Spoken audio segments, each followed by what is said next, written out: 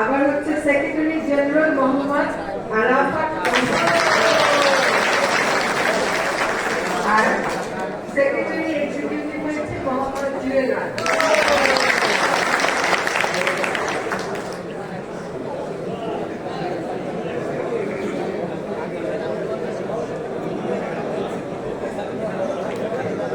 অনেক ধন্যবাদ আমাদের প্রধানমন্ত্রী মহোদয়কে। সম্মানিত সুধী, আমরা আমাদের মাঝে এমন একজনকে পেয়েছি যিনি সরকারের কোনো দায়িত্বে আসার পূর্বে সম্পূর্ণ বিনা পারিশ্রমিকে পরিবেশ ও জীববৈচিত্র্য সুরক্ষায় নিবেদিতভাবে কাজ করে গেছেন এবং বর্তমানেও তিনি এই সহায়তা অব্যাহত রেখেছেন। তার কাজের ধরন সম্পূর্ণভাবে বিবিসিএফ এর সদস্যগণের সদৃশ। মূলত তিনি আমাদেরই একজন গুরুত্বপূর্ণ অভিভাবক। তিনি আমাদের আজকের এই অনুষ্ঠানের সম্মানিত প্রধান অতিথি। অনুষ্ঠানের এই পর্যায়ে মূল্যবান বক্তব্য রাখবেন আজকের এই সভার সম্মানিত প্রধান অতিথি এবং গণপ্রজাতন্ত্রী বাংলাদেশ সরকারের পরিবেশ, বন ও জলবায়ু পরিবর্তন মন্ত্রণালয় এবং পানি সম্পদ মন্ত্রণালয়ের মাননীয় উপদেষ্টা সৈয়দ আরিজুল হাসান।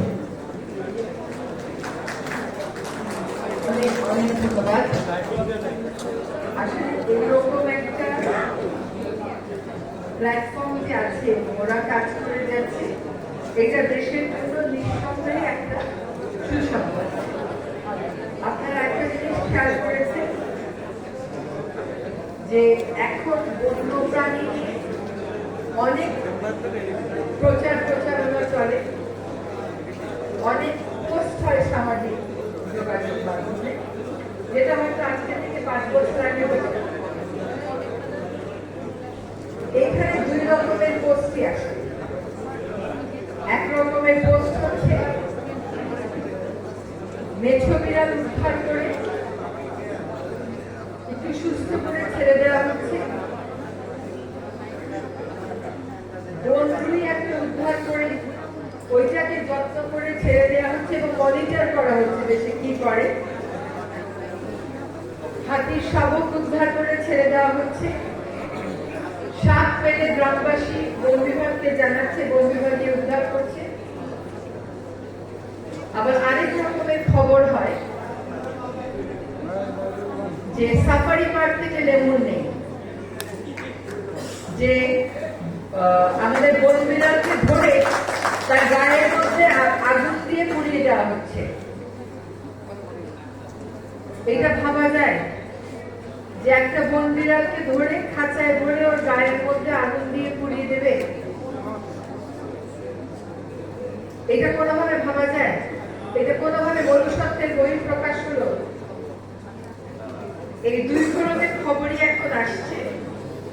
তার একটা লক্ষণ হচ্ছে যে মানুষ এখন বন্যপ্রাণী রক্ষায় আগের চাইতে সচেতন এবং তৎপর।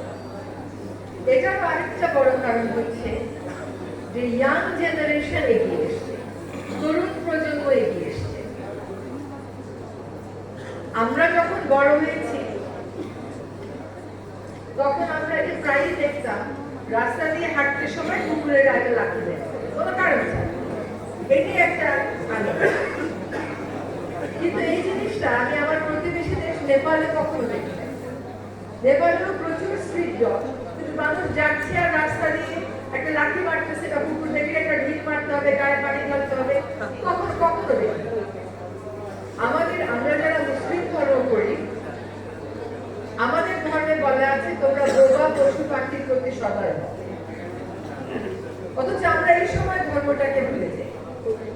আমরা অন্য অনেক সময় ধর্মের কথা মনে রাখি, কিন্তু এই সময় আমরা ধর্মের কথা মনে রাখি। জীবে প্রেম করে যে জন সে জন সে বিচিক, এটাও বলা আছে। কাজে যে কাজটা আপনারা করছেন এটা কেবল জাগতিক আনন্দের জন্য করছেন তা কিন্তু না। আমরা যারা ধর্মে বিশ্বাস করি, যে ধর্মে বিশ্বাস করি না কেন, এটার একটা পরজাগতিক দিকও আছে। কাজে এই দায়িত্বটা আসলে একটা পবিত্র দায়িত্ব।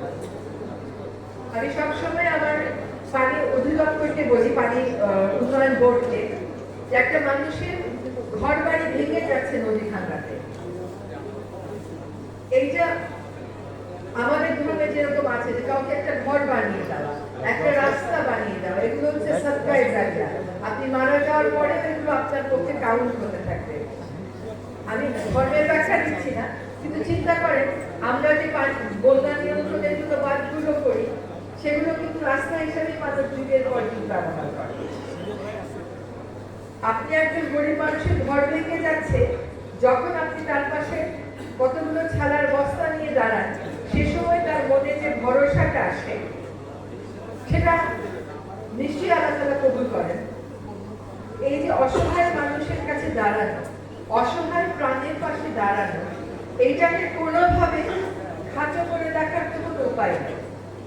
আপনার একটা আত্মীয় বিপদ হলে তার পাশে আপনি দাঁড়াবেন, এটা তো খুবই স্বাভাবিক। কিন্তু আপনি চেনেন না, জানেন না, বোনের একটা প্রাণীর বিপদে তার পাশে দাঁড়ালেন, এটাই তো হচ্ছে নিঃস্বার্থ ভালোবাসা। আমরা যখন রামপাল তাপবিদ্যুৎ কেন্দ্রের বিরোধিতা করতাম, এখনো করি, তখন আমাদেরকে বলা হতো যে মানুষ বিদ্যুৎ পাবে সেদিকে খেয়াল রাখবে, এরা আছে বাঘ বাঁচলো কি না বাঁচলো সেটা না। তো মানুষ নিয়েই যদি শুধু ভাবি, তাহলে কি আর আশরাফুল মখলুকাত হতাম? মানুষের উপর তো মানুষ ছাড়া অন্য প্রাণীর দায়িত্ব অর্পিত আছে না? সেজন্যই তো আমরা আশরাফুল মখলুকাত। আসলে এই যে বাঘ বাঁচাবার জন্য আমাদের চেষ্টা, এখানে তো কোনো স্বার্থ নেই। বাঘ মরে গেলে তার জমি জমা আমি পাবো না, কিন্তু আমার অন্য আত্মীয় স্বজন মরে গেলে আমি তার জমি জমা পাবো, তাকে তো আমার কোনো না কোনো স্বার্থের সম্পর্ক আছে। কিন্তু এখানে তো আমার কোনো স্বার্থের সম্পর্ক নেই। এই ভালোবাসাটাকে কেমন করে আমরা ছোট করে দেখতে পারি? এখন নতুন প্রজন্ম এগিয়ে এসছে, এটাই হচ্ছে আমার জন্য সবচেয়ে বড় জায়গা। নতুন প্রজন্মের যারা বন্যপ্রাণী নিয়ে কাজ করেন, আপনাদের মধ্যে যেন একটা পজিটিভ কম্পিটিশন, কোনো যেন নেগেটিভ কম্পিটিশন না। ওর নাম আগে ফেসবুকে চলে আসলো, ওর নাম পরে ফেসবুকে চলে আসলো, এটা জরুরি না, এটা একদম জরুরি না। আমি কিন্তু আজ পর্যন্ত জীবনে ফেসবুকেই পোস্ট দেই নেই, হয়তো একটা কি দুটো দিয়েছি। যেমন ধরেন আমার গাড়ির উপর আক্রমণ করেছে বলে একটা খবর এসছে, যেহেতু এখন এই পর্যায়ে আছি, জানাতে পেরেছি যে মানুষের বিষয়টা ওরকম না। পোস্ট দিলেই কাজের প্রচার হয়, আর পোস্ট না দিলেই কাজের প্রচার হয় না, এইটা মনে করা ঠিক না। কে আগে পোস্ট দিল, কে কবে পোস্ট দিল, কার এইটুকু ভালো, কার ওইটুকু খারাপ, এইটুকু নিয়ে যদি ব্যস্ত হয়ে পড়ে, তাহলে নিঃস্বার্থ ভালোবাসার যে এজেন্ডা নিয়ে নেমেছে, এটা কিন্তু ঠিক মতন বাস্তবায়িত হবে না। অন্তত বন্যপ্রাণী নিয়ে যারা কাজ করেন, সেই তরুণ প্রজন্মের সংগঠনগুলো আপনারা ঐক্যবদ্ধ থাকবেন। কারণ মনে রাখবেন, আপনারা কিন্তু সংখ্যায় বেশি না, কিন্তু যারা বন্যপ্রাণীর আবাসস্থল ধ্বংস করতে চায়, তাদের ইকোনমিক আর্গুমেন্ট, তাদের অর্থনৈতিক যুক্তি মানুষের কাছে তারা খুব সহজে তুলে ধরতে পারে। 6 মিনিটের রাস্তা হয়ে যাবে, এখান থেকে ওখানে 4 ঘন্টা লাগে, এখন 2.5 ঘন্টা লাগবে। বিপরীতে আপনি যে যুক্তিগুলো তুলে ধরবেন, সেই যুক্তিগুলো মানুষের কাছে তুলে ধরতে, মানুষকে বোঝাতে ঐক্যবদ্ধ কণ্ঠস্বর লাগবে। এর সাথেও মিশবে না, ওর সাথেও মিশবে না, এরকম করলে ওই কণ্ঠস্বর অত জোরে তুলবে না। এবার একটু আসি, আমাদের দেশে একটা কথা ছিল, ঘরের গিয়ে বনের মোষ তাড়া। আমরা তখন আর তাড়ানো বলবো না, ঘরের গিয়ে বনের মোষ রক্ষার কাজই আমরা সবাই করবো। এবং এটা আমাদের জন্য জরুরি। যদি আমাদের বন না থাকে, যদি সুন্দরবন না থাকতো, তাহলে ঘূর্ণিঝড়গুলোতে আমাদের কি অবস্থা হতো আমরা কি একটু ভাবতে পারি? এখন যত দেখি উপকূলীয় বন, সব উপকূলীয় বনেই একটা করে ইকোনমিক জোন হতে হবে। কেন বাবা? ইকোনমিক জোন অন্য জায়গায় করি, বনও তো লাগবে, ইকোনমিক জোনও লাগবে, আমাদের বনও লাগবে। তো আপনারা দেখেছেন যে বর্তমান সরকারের সময় আমরা সোনাদিয়ার যে ইকোনমিক জোন, ওইটা বাতিল করতে সক্ষম হয়েছি। কিন্তু শুধু বাতিল করলে তো হবে না, বন বিভাগ থেকে পরে যে 2টা স্টেপ সেটা তো করতে হবে। ওইটাকে অবৈধ দখলদারদেরকে আমাদের উচ্ছেদ করতে হবে, সেই প্রক্রিয়াটাও আমরা শুরু করেছি। আজকে কয়জন পুরস্কার পেলেন? রেজা ভাই ছাড়া 5 জন, রেজা ভাই ছাড়া রেজা ভাই ছাড়া 6 জন পেলেন। তো এখন একটা টার্গেট করেন যে আমরা আগামী বছর 64টা জেলায় 64 জন বন্যপ্রাণী কর্মীকে স্বীকৃতি দেব। আমরা 5 জনের মধ্যে যারা সীমাবদ্ধ থাকবো, এটা তো মানুষকে উৎসাহিত করবে। এটা আমি মনে করি করাটা জরুরি। সচেতনতার বিষয়ে আসি, আমরা খুব তাত্ত্বিক যদি ভিডিও ক্লিপস করে একটা কাজে দেব। একটা সাপ যে মানুষের কত রকম উপকার করে, সাপ যে ভয় না পেলে কামড় দেয় না, সাপ যে আক্রমণ না করলে কামড় দেয় না, এই কথাটা অনেক মানুষ তো জানে না। তারা মেছো বিড়ালকে বাঘ মনে করে মেরে ফেলে, সাপ দেখলেই মেরে ফেলে, অথচ সাপ দিয়ে ক্যান্সারের ট্রিটমেন্ট হয়। সাপ অন্যভাবে প্রকৃতির ভারসাম্যটা বজায় রাখে। এই জিনিসগুলো ভিজুয়াল ইমপ্যাক্ট তৈরি করে।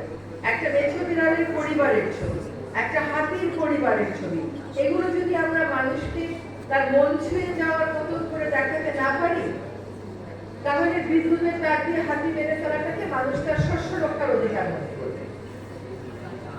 আমাদের বন্যপ্রাণী সংরক্ষণ আইনে এটা সবসময় থাকে শস্য রক্ষার জন্য বাধ্য হলে মেরে ফেলা যাবে। এটা কোনো কথা হইলো? শস্য রক্ষার ক্ষতিপূরণ দরকার হলে সরকার দিয়ে দেবে, কিন্তু সরকার কি বিপন্ন হাতিকে ফিরিয়ে আনতে পারবে আর পৃথিবীতে? যদি ওরা চলে যায় তা তো পারবে না।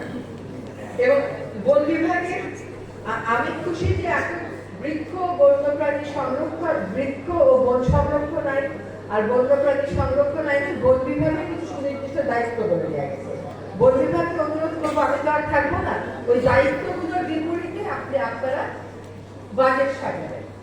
এলোপাতারি কাজ করে তোমরা গাছ, বন বিভাগ গাছ লাগায়, বন বিভাগ গাছ লাগাবে ঠিক আছে, কৃষি মন্ত্রণালয় ধান লাগায়, মৎস্য মন্ত্রণালয় মাছ চাষ করে, বন বিভাগ ভলান্টিয়ার দিয়ে গাছ লাগায়, বন বিভাগ বনের এলাকায় এগ্রিকালচার প্ল্যান্টেশন করবে, বন বিভাগ ঢাকা শহরে আরবান এফরেস্টেশন করবে, বন বিভাগের আরবান এফরেস্টেশনে কোনো মত নাই। দেখেন আমাদের এখানে যে ওইটা কবিরকে কি বলে, ওই যে লালমুনিয়া পাখি ওখানে ডিম পাড়ে, ওই সময় কি কাশবনে আগুন ধরে দেয়। তো সেখানে বন বিভাগ কি ঢাকা শহরে কয়টাই বা কাশবন আছে, সেগুলো একটু প্রোটেকশনের জন্য আগাতে পারে না? সেই এলাকায় ভলান্টিয়ার হতে পারে না যে আগামী 2টা মাস আপনারা এই কাশবনটা পুড়িয়ে, আপনারা কাশবন পুড়িয়ে আজকেই তো আর নির্মাণ করছেন না।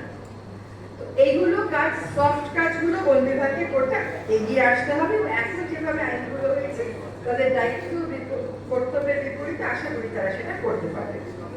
আপনাদের অনেক এলাকায় অনেক ভালো ভালো খবর শুনি। এখানে ঝিনাইদহের কেউ আছেন? এই যে আপনারা এতজন ঝিনাইদহের আছেন, ঝিনাইদহের লোকজন খালি মেছো বিড়াল মেরে ফেলে কেন? আপনারা যতজন আছেন আলাদা করে নাম দিয়ে যাবেন। মেছো বিড়ালের ব্যাপারে মানুষকে সচেতন করবে। মানুষ ভয় পায়, মনে করে এটা বাঘ, এটা তো আসলে বাঘ না। ও সর্বোচ্চ তোমায় একটা মুরগি খেয়ে ফেললো, সর্বোচ্চ ওর নাম মেছো বিড়াল, বেচারার মাছ পায় না, আবার মুরগি খায়, কি করবে? তো আপনারা সবাই মিলে সংগঠিত হয়ে, যে আমাদের সমিতি আছে, জেলা প্রশাসক আছে, বন বিভাগ আছে, সকলের সাথে মিলিয়ে একটা ক্যাম্পেইন করেন। তো আপনাদের যা সাহায্য লাগে সেই সাহায্যটুকু আমরা দিব। তবে একটা কথা একটু বলবো, সাহায্য বসে থাকে, তার কারণ হচ্ছে ফিনান্সিয়াল বলে একটা কথা আছে। এই যে উত্তরা ব্যাংকের যার কথা বলা হলো, যে কাজটা দায়িত্ববোধ থেকে আসে সেই কাজটা কিন্তু আসলে অর্থের জন্য আটকে থাকতে পারে না। আজকে ঝিনাইদহের অন্তত আমি 8 থেকে 10 জনকে দেখেছি। আপনাদের কিছু দায়িত্ব নিতে হবে ভাই, ওই জায়গাতে গিয়ে বিষয়টা মানুষকে বুঝাতে হবে। এদেশে যখন আপনাদের মতো সংরক্ষকেরা আছে, বন্যপ্রাণী অপরাধ চক্র, কি একটা লজ্জার কথা না, যে সাইন্টিস্টের অধীনে আমরা আর পাখি আমদানি করতে পারবো না। আমাদেরকে লাল তালিকায় ফেলে কেন? কারণ আমাদের মধ্য থেকে পাখি পাচার হয়ে যায়। এটা কোনো কথা? আমরা এইটুকু প্রোটেক্ট করতে পারি না? আমি কিন্তু সিস্টেমটাকে বলেছি যে আপনি বিজ্ঞপ্তি দিয়ে দেন যে যতক্ষণ পর্যন্ত সাইট্রাসের ওই লাল নিষেধাজ্ঞা আমাদের উপর থেকে না উঠবে, ততক্ষণ পর্যন্ত বাংলাদেশে পাখি আনা নেওয়ার, আমদানি রপ্তানি করার কোনো প্রয়োজন নেই। কোনো বন্যপ্রাণী আমদানি রপ্তানির কোনো প্রয়োজন নেই। কি দরকার আছে বন্যপ্রাণী আমার আমদানি আমদানি রপ্তানি করার। এখন একটা নিষেধাজ্ঞা দিয়ে দেন, এই লাল কালির যে কলঙ্ক এটা যেন আমরা মোচন করতে পারি, তাহলেই কিন্তু এই জাতীয় প্রতিষ্ঠান এই বিবিসিএফ আপনাদের মতন প্ল্যাটফর্মগুলো সার্থক হবে। বন্যপ্রাণী ক্রিমিনাল যারা আছে, আমার ঘরে যারা আছে এবং আমার ঘরের বাইরে যারা আছে, বন বিভাগের নিজস্ব ইন্টেলিজেন্স থাকতে হবে যে কারা এই অপরাধগুলো করে। অপরাধীকে বেতন দিয়ে বসার তো কোনো দরকার নেই আমার। অপরাধীর তো প্রজাতন্ত্রের কর্মচারী হওয়ার কোনো প্রয়োজন নেই, কোনো প্রয়োজন নেই। আমরা কেন আমাদের সাফারি পার্ক থেকে লেবুর চলে যাবে, কিন্তু সাফারি পার্কের দায়িত্ব থাকা কারার বিরুদ্ধে ব্যবস্থা গ্রহণ করবো না? এটা তো আমি থাকতে হতে পারবে না। এটা আপনাদেরকে খুঁজে বের করতে হবে যে কে দায়ী ছিল এবং তার বিরুদ্ধে কঠোর ব্যবস্থা নেবেন, যাতে প্রজাতন্ত্রের কর্মচারী বলে এসব অপকর্মে আর কেউ নিজেকে সম্পৃক্ত না করে। তো আপনারা যেরকম ওয়াইল্ড লাইফ প্রোটেক্ট করছেন, ওয়াইল্ড লাইফ ক্রিমিনালদেরকেও শাস্তি দেওয়া আমাদের দরকার। অনেকে না বুঝে কাজটা করে, যেমন একটা গাছের মধ্যে বাবুই পাখির বাসা, এটা হয়তো বুঝতেছে না, এই কাজটা করে ফেলতেছে। মানুষকে বুঝানো আমাদের দায়িত্ব। বলে ক্যারেট অ্যান্ড স্টিক, দুই অ্যাপ্রোচে কিন্তু আমাদেরকে রাখতে হবে।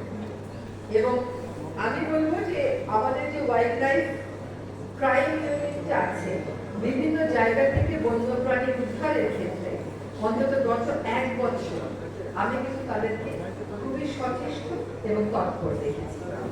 এই ওয়াইল্ড লাইফ ক্রাইম ইউনিটের একটা গাড়ি যাবে অভিযানে, তার গাড়ি ওয়াইল্ড লাইফ জব্দ করে নিয়ে আসবে, যে ভ্যান গাড়ি লাগবে তার সেই ভ্যান গাড়ি তাকে ভাড়া করে যেতে হবে, এটা তো কোনো কাজের কথা নয়। আমাদের এটা একটু রিসিভ করতে হবে। আপনাদেরকে ছোট ছোট দুটো সুসংবাদ নেই। আমাদের জনপ্রশাসন এবং অর্থ মন্ত্রণালয় বন্যপ্রাণী ইউনিট নামে নতুন একটা ইউনিট খুলতে আমাদেরকে অনুমোদন দিল। এটা আমাদের জন্য একটা যাত্রা শুরু না। আমি জানি যে এটা আরো অনেক বড় আকারে হতে পারত, কিন্তু আমরা ছোট আকারে যাত্রা শুরু করি। নর্থ বেঙ্গলের জন্য তারা আমাদেরকে এখনো অফিসার দেন, জনবল অনুমোদন করেনি, আমরা আবার নতুন করে দিয়েছি। আরেকটি হচ্ছে বন্যপ্রাণী ট্রাস্ট ফান্ড, এটা আমাদের আইনে অনুমোদন হয়েছে। এখন বিধিমালা করে টাকাটা আসতে হবে। আমি হয়তো বিধিমালা করতে তো চূড়ান্ত করে দিয়ে যেতে পারবো, বাকিটা টাকা যেন আসে। সরকার নিশ্চয়ই কমিটমেন্ট আছে বলে এই কথা বলেছে। আশা করি আগামী সরকারও এই ধারাবাহিকতাটা রাখবে। আমাদের জন্য হাতি দিয়ার বিদ্যুৎ দিয়ার হাতি মারার কথা শুনতে না হয়। হাতিকে সমানে উত্তপ্ত করে, হাতির সাথে সেলফি তুলে দিনের বেলা হাতিকে এরকম বিরক্ত করে, রাতের বেলা হাতি এসে মেরে দেয়। তারপরে আমার দায়িত্ব হচ্ছে যাদের পরিবারের লোকজনদেরকে মারে, খুবই দুঃখজনক মৃত্যু হয়, তাদের ক্ষতিপূরণ দেওয়া। কিন্তু যে হাতিটাকে মেরে ফেললো, হাতির বাচ্চাটাকে মেরে ফেললো, তাকে আমি কেমন করে ক্ষতিপূরণ দেবো? হাতি আপনারা জানেন যে মানুষের মধ্যে পরিবার নেই। এবং আমরা গত অগস্ট মাসে খুব সম্ভবত এরকম দেখেছিলাম যে একটা হাতির বাচ্চাকে মেরে ফেলার কারণে পুরা হাতির পা এসে শেরপুরে রাস্তা দখল করেছিল এবং ওরা যাচ্ছিল না। তাদেরও একটা ভাষা আছে, এই ভাষাটা আমাদেরকে বুঝতে হবে। মানুষ এ যাবৎকাল কয়টা বন্যপ্রাণী হত্যা করেছে কারণ ছাড়া, আর বন্যপ্রাণী কয়টা মানুষ হত্যা করেছে, এটার হিসাব নিলেই দেখবেন যে তাদের অসমান্ত অনেক বেশি। আমাদের বৃক্ষ এবং বন সংরক্ষণ অধ্যায়ে যেটা পাশ হয়েছে, সেখানে একটা বিধান আছে যে গাছ কাটতে গেলে 2 রকমের গাছ থাকবে, একটা 3 রকমের। একটা হচ্ছে কর্তন অযোগ্য, কাটাই যাবে। একটা হচ্ছে আপনি অনুমতি সাপেক্ষে গাছ কাটতে পারবেন, অনুমতি নিয়ে যদি গাছ কাটেন একটা গাছের বিপরীতে আপনাকে 3টা গাছ লাগাতে হবে। আরেকটা জাতি হচ্ছে যে জিনিসগুলো কমার্শিয়াল ফর্ম অফ ট্রি, ওগুলো কাটতে আমাদের কোনো আইনে বাধা নেই। বা গ্রামবাসী জ্বালানির জন্য তারা সচরাচর যে গাছগুলো ব্যবহার করে সেগুলোতে আমাদের কোনো বাধা রাখা হয় না। আমরা এখানে আপনারা চলন বিল এবং আত্রাই নদীর কথা বলেছেন। চলন বিল নিয়ে পানি সম্পদ মন্ত্রণালয়ের অধীনে একটা কাজ শুরু হয়েছে, যে পানি উন্নয়ন বোর্ডের কোন স্থাপনার কারণে চলন বিলের বিলগুলো মরে যাচ্ছে, সেগুলো চিহ্নিত করবো। আমার পর্যায়ে পর্যন্ত চিহ্নিত হবে, তারপরে অপসারণের কাজটা করতে হবে। আর আত্রাই নদীটা আমি আজকেই পেলাম, এর মধ্যে আমরা 6টা নতুন জবইবিল সহ 6টা নতুন এলাকা সংরক্ষিত ঘোষণা প্রায় 10-15। কিন্তু ওখানে অন্যান্য সরকারি সংস্থার জড়িত থাকার কারণে তাদের মতামতটা আমাদেরকে নিতে হবে। আরেকটা কথা ছিল যে আমরা ক্যারিকুলাম পাঠ্যপুস্তকে অন্তর্ভুক্ত করা, এটা হয়তো আমাদের আগামী প্রজেক্ট হিসাবে রাখতে হবে। এই মুহূর্তে আসলে আমাদের হাতে সময়। তো আমি আবারও বলছি যে বোর্ড বিভাগ ফ্যাসিলিটেটিভ রোল পালন করবে, অ্যাকচুয়াল ইমপ্লিমেন্টেশনের কাজটা দিয়ে দিতে হবে এইরকম প্ল্যাটফর্ম এবং তরুণদেরকে এবং ভলান্টিয়ারদেরকে। আর বোর্ড বিভাগ রেগুলেশনের কাজ করবে, সে আইন প্রয়োগ, তার জন্য আইনের প্রয়োগের দিকে বেশি মন থাকে, দখলদারদের বিরুদ্ধে বেশি কাজ থাকে, বন্যপ্রাণী আমদানি রপ্তানি করে যাদের কারণে আমরা লাল তালিকাভুক্ত হই তাদের ব্যাপারে বেশি কাজ থাকে। কিন্তু গাছ লাগানো, পাখি রক্ষা, এগুলো যেন গ্রাম পর্যায়ে বন বিভাগ আপনাদের মাধ্যমে ছড়িয়ে দিতে পারে, এই প্রত্যাশা ব্যক্ত করে আমার বক্তব্য শেষ করছি। আমাকে আরেকটা মিটিং এ যেতে হবে আপনাদের কাছ থেকে।